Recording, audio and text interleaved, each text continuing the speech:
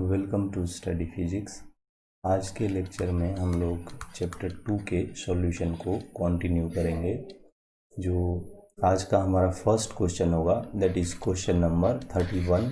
Up to 30 हम लोगों ने कर लिया है। तो 31 में कहा जा रहा है a metre scale is graduated at every millimetre, how many significant digit will be there in length measurement with this scale. So जो हमारा स्केल है वो मीटर स्केल है। तो देखिए इसमें हम थोड़ा सा आइडिया कर लेते हैं। सपोज हमारे पास जो 1 सेंटीमीटर है ये इक्वल होगा 10 mm के। अब हम लोग जानते हैं 1 मीटर जो इक्वल होगा वो 100 सेंटीमीटर के, और यहाँ पर भी सेंटीमीटर को अगर मिलीमीटर में चेंज करेंगे तो ये हमारा कितना हो जाएगा, देखिए 1000 mm के। तो 1 मीटर में 1000 mm होता है। इस तरह हमने देखा। तो अब हमारा मेज़रमेंट क्या क्या हो सकता है, तो देखिए 6 mm जो है, अगर हम लोग इसमें अगर जो भी मेज़रमेंट कर सकते हैं उसमें से सपोज एक मेज़रमेंट हमारा 6 mm हो रहा है, तो इसमें सिग्निफिकेंट डिजिट कितना होगा 1। हमने 7 लिया तो भी 1, 2 मीन्स जितना सिंगल डिजिट फिगर आएगा उस टाइम हमारा सिग्निफिकेंट डिजिट क्या हो रहा है 1। अब देखिए इस तरह से 10, 11, 12। सो सपोज 12 एक टाइम हमारा मेजरमेंट आया है, तो जब 12 मेजरमेंट आएगा तो सिग्निफिकेंट डिजिट होगा 2। इसी प्रकार सपोज हमारे पास एक मेजरमेंट आया 462 mm, तो यहाँ पर जो सिग्निफिकेंट डिजिट होगा वो 3। अब इस प्रकार से हम लोग लास्ट मैक्सिमम कितना मेजरमेंट कर सकते हैं, तो देखिए 1000 mm मेजर कर सकते हैं। तो इसमें कितना सिग्निफिकेंट डिजिट हो जाएगा 4। तो इस तरह जो सिग्निफिकेंट डिजिट हो सकता है वो 1, 2, 3 और 4। तो ये सारा हमारा सिग्निफिकेंट डिजिट हो सकता है। इस प्रकार हमारा 31 क्वेश्चन हो जाता है। सो अब हम लोग देखेंगे 32। तो इस 32 में क्या कहा जाए, round the following number two 2 significant digits. तो देखिए इसमें जो पहला दिया गया है दैट इज़ 3, 4, 7, 2। तो जब 2 सिग्निफिकेंट डिजिट में हम लोग लेंगे तो यहाँ पर ये क्या बनता है, यहाँ पर देखिए ग्रेटर देन 5 हो जाता है। तो जब ये ग्रेटर देन 5 होगा तो हम लोग जानते हैं कि preceding digit is raised bye 1 और लास्ट का 2 0 होगा। क्यों? क्योंकि देखिए ये जो नंबर है ये अप्रॉक्स इस नंबर के नियर है, और हम लोग जानते हैं कि ट्रेलिंग जीरो जो होता है वो इनसिग्निफिकेंट होता है। ऐसा क्यों? क्योंकि ये हम लोग को जस्ट ये दिखाता है कि डिफरेंट स्केल पर इसका मेजरमेंट लिया गया है। जैसे कि हम लोगों ने अपने एक एग्जाम्पल में देखा था कि हम लोग 600 mm का मेजरमेंट ले रहे थे, 60 mm का मेजरमेंट ले रहे थे एक मीटर स्केल पे। तो उसमें हम लोग देख रहे थे कि किस प्रकार वहाँ पर जो है वो ट्रेलिंग जीरोज बन रहा था। सो ये आइडिया हम लोग कर चुके हैं। जो नेक्स्ट है हमारा वो है बी। जो बी है दैट इज़ 84.16। तो अब इसमें देखिए जो हमारा ड्रॉप डिजिट है that is 1। So drop digit हमारा लेस देन 5 है। तो ड्रॉप डिजिट जब लेस देन 5 होता है तो प्रीसीडिंग डिजिट रिमेन्स अनचेंज्ड। अब देखिए जो हमारा सी है वो क्या है 2.55 है। तो अब यहाँ पर देखिए अगर ये 2.55 है तो हमारा यहाँ पर ड्रॉप डिजिट कौन सा होगा, देखिए यहाँ पर 2 सिग्निफिकेंट डिजिट में लेना है। So drop digit is equals to 5। तो जब हमारा ड्रॉप डिजिट इक्वल टू 5 होता है, फॉलोड बाय का कोई कंडीशन नहीं है, जस्ट प्रीवियस केस को हम लोगों को देखना, प्रीवियस डिजिट को देखना है। तो देखिए ड्रॉप डिजिट 5 और प्रीवियस डिजिट जो है वो हमारा यहाँ पर ऑड हो रहा है। तो जब ड्रॉप डिजिट 5 हो और प्रीसीडिंग डिजिट ऑड हो तो preceding digit is raised bye 1। तो इस प्रकार हमारा सी हो जाता है।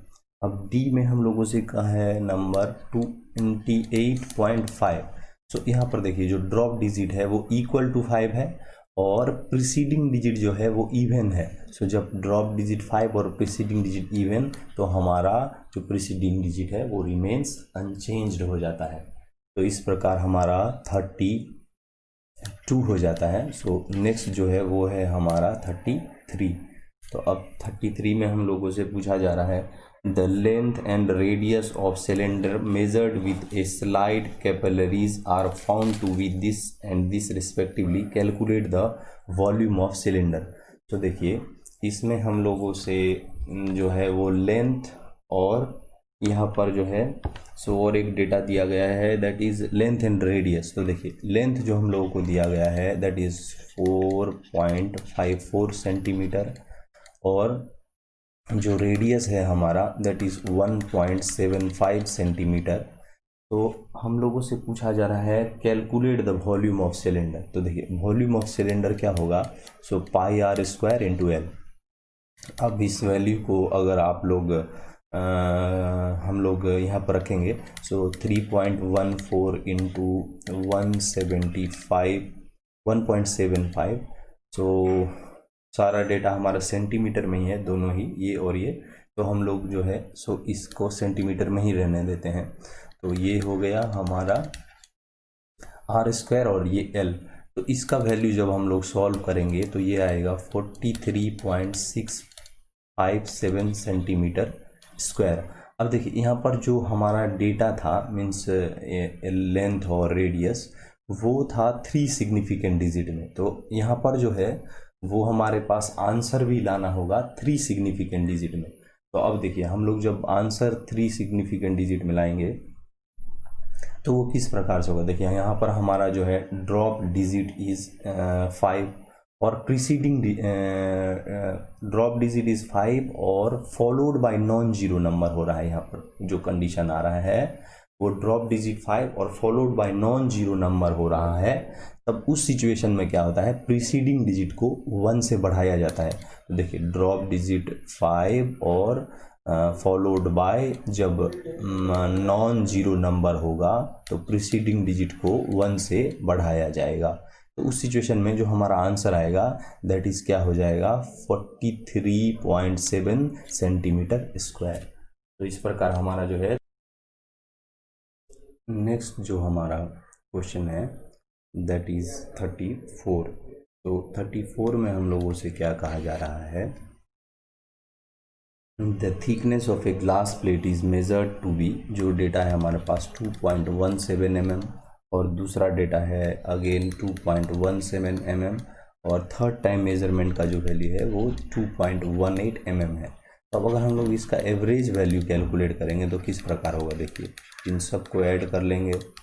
तो इन सब को ऐड करने के बाद ये 3 डेटा है तो इस 3 डेटा को 3 से डिवाइड कर देंगे तो ये जो वैल्यू आएगा ये देखिए 2.1733 ये हमारा mm में आएगा। अब देखिए यहाँ पर केयर करना है अगेन वही चीज़, जो यहाँ पर डेटा था वो 3 सिग्निफिकेंट डिजिट में था तो हमारा आंसर भी 3 सिग्निफिकेंट डिजिट में ही होना चाहिए। तो अब देखिए जब हमारा आंसर 3 सिग्निफिकेंट डिजिट में होगा तो ये हमारा ड्रॉप डिजिट बनेगा।